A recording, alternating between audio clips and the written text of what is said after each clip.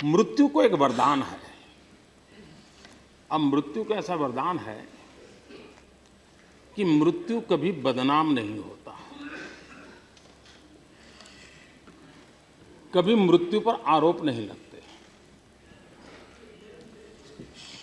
कोई मरे तो वह कैंसर से मरा है, आरोप कैंसर पे जाता है। कोई मरे तो कोई अकस्मात मरा है तो अकस्मात पर आरोप जाता है, मृत्यु पर नहीं जाता। बड़ी आयु में मरे तो वो उम्र के कारण मरे हैं, मृत्यु को कभी दोष नहीं लगता, मृत्यु कभी बदनाम नहीं होता। कभी कभी लगता है कांग्रेस को ऐसा कोई वरदान है। वरदान इस अर्थ में है कि अगर हम कांग्रेस की आलोचना करें तो आपने मीडिया में देखा होगा, विपक्ष पे हमला, विपक्ष पे आरोप। कभी ये नहीं आता है कि कांग्रेस पे हमला, कांग्रेस पे आरोप।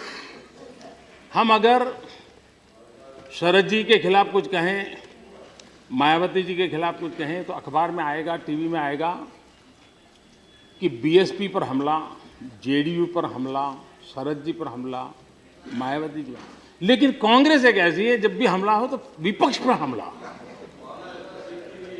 कभी कांग्रेस को बदनामी नहीं मिलती है।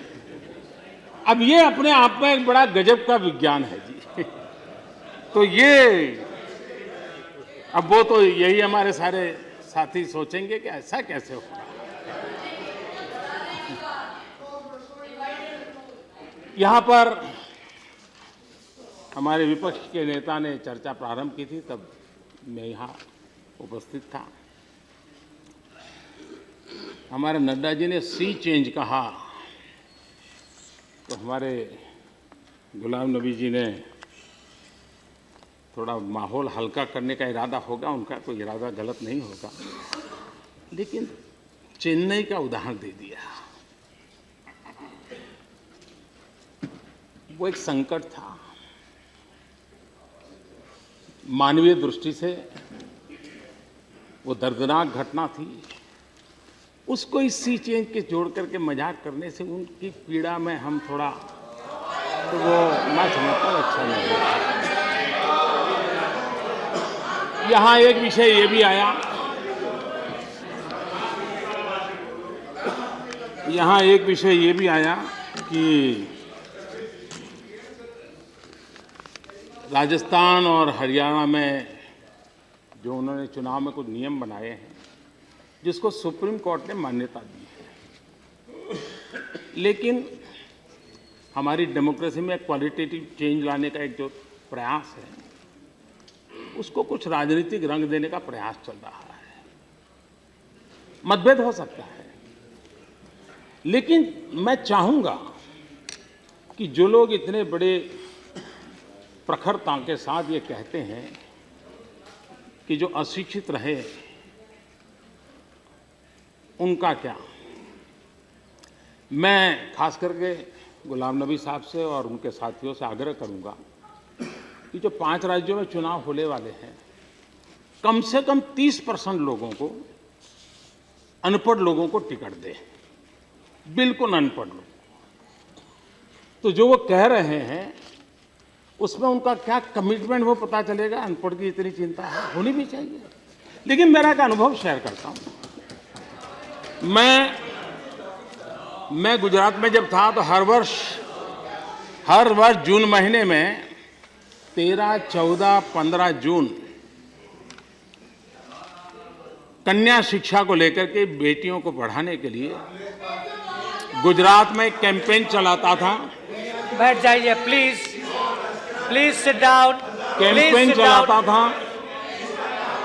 और प्लीज सिट डाउन। गुजरात में जून महीने में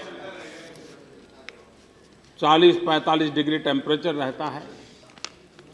पूरी सरकार गांव जाती थी, मैं खुद जाता था, 3-3 दिन गांव में रहता था और बेटियों को पढ़ाओ इसके लिए कैंपेन चलाता था।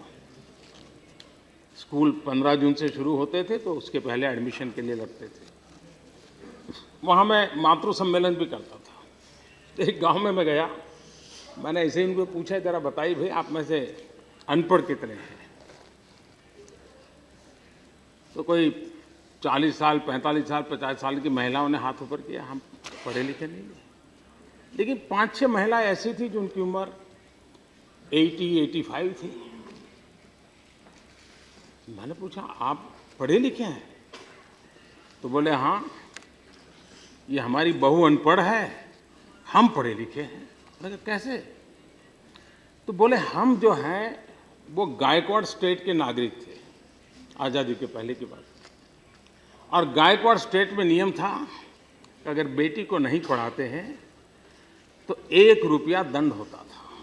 और बोले इसके कारण हम पढ़े लिखे हैं, लेकिन बाद में देश में स्वतंत्रता आई, सरकारें बदल गई, तो बहू हमारी अनपढ़ है। तो ये जो अनपढ़ का कारण है वो आज़ादी के बाद जो हमारी कमियां रही है उससे, और इसलिए हमने चिंता शिक्षा की करने की जरूरत है, ताकि ये जो कठिनाई है उस कठिनाइयों से हम बाहर आ सकते हैं। राष्ट्रपति जी ने कहा है कि सदन Please sit down. Please sit down. Please sit down. Please sit down. Please don't interrupt.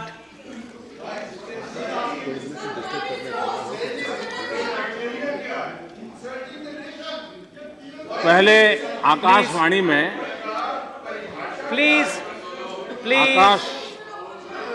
Akashvani radio पर Please.